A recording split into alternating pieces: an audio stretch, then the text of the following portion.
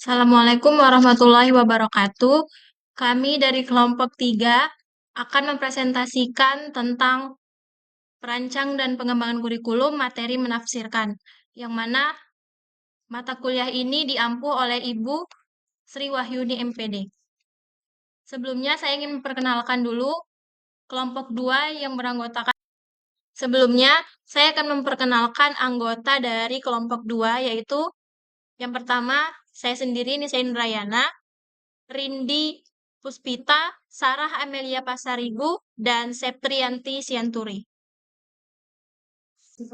Baiklah, sebelum memasuki materi, adapun pertanyaan yang akan saya jelaskan terlebih dahulu, yang mana pertanyaannya adalah, jika siswa dikatakan telah memahami suatu masalah belajar, apabila siswa dapat menafsirkan dengan menceritakan masalah belajar dengan penuh makna, menawarkan terjemahan yang tepat, memberikan dimensi historis atau pribadi yang terbuka atau ide dan peristiwa, mengkonstruksi objek sesuai pemahaman pribadi, atau dapat diakses melalui gambar, anekdot, analogi, dan modal. Berikan contoh konkret bagaimana siswa dapat menafsirkan sesuai tema atau mata pelajaran Anda. Sebagai bukti, siswa telah memahami. UBD, atau biasa disebut juga Understanding by Design, disebut sebagai alur mundur. Hal ini dikarenakan dalam merancang proses pembelajaran dengan urutan yang terbalik. Dalam merancang kegiatan pembelajaran dengan UBD, kita terlebih dahulu menentukan tujuan pembelajaran yang ingin dicapai, menentukan asesmen, kemudian menentukan langkah kegiatan yang akan dilaksanakan. UBD telah mengembangkan pendapat beragam tentang bagaimana membuat pemahaman peningkatan melalui 6 sisi dari konsep, yaitu yang pertama, mampu menjelaskan, yang kedua, mampu menafsirkan, yang ketiga, mampu menerapkan, yang keempat, mampu perspektif, yang kelima, mampu berempati, dan yang terakhir ialah mampu berpengetahuan diri.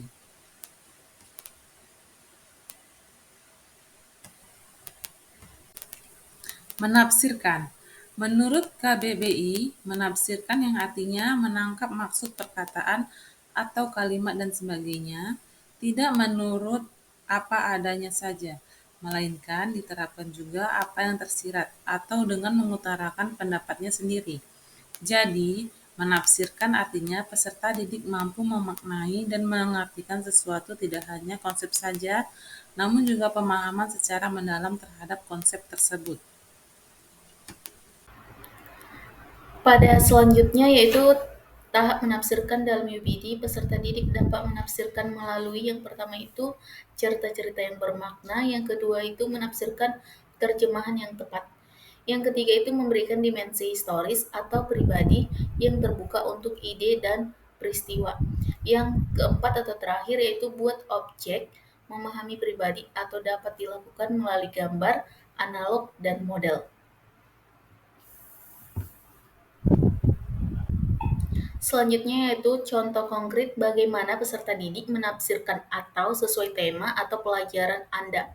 Sebagai bukti peserta didik telah memahami. Yang pertama itu pada bahasa Indonesia.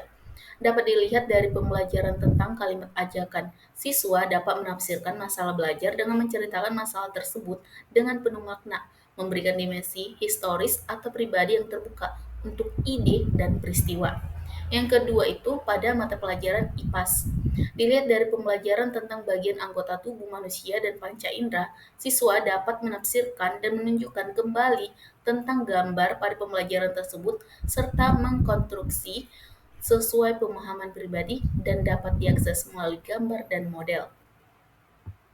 Selanjutnya ialah contoh konkret bagaimana peserta didik menafsirkan sesuai dengan tema atau mata pelajaran Anda, sebagai bukti bahwa peserta didik telah memahaminya. Contohnya yang ketiga pada mata pelajaran matematika, di mana siswa dapat menafsirkan suatu masalah belajar sebagai bukti bahwa siswa telah memahami hal ini dapat dilihat dalam mata pelajaran matematika. Lalu contoh yang keempat pada mata pelajaran PKN, di mana siswa dapat memahami bunyi sila-sila Pancasila beserta bunyi yang tepat dari simbol yang ada ditampilkan oleh guru melalui gambar. Selain itu, siswa memahami dan mengetahui bagaimana penerapan sila-sila Pancasila dalam kehidupan mereka sehari-hari. Sekian presentasi dari kelompok kami, saya ucapkan terima kasih.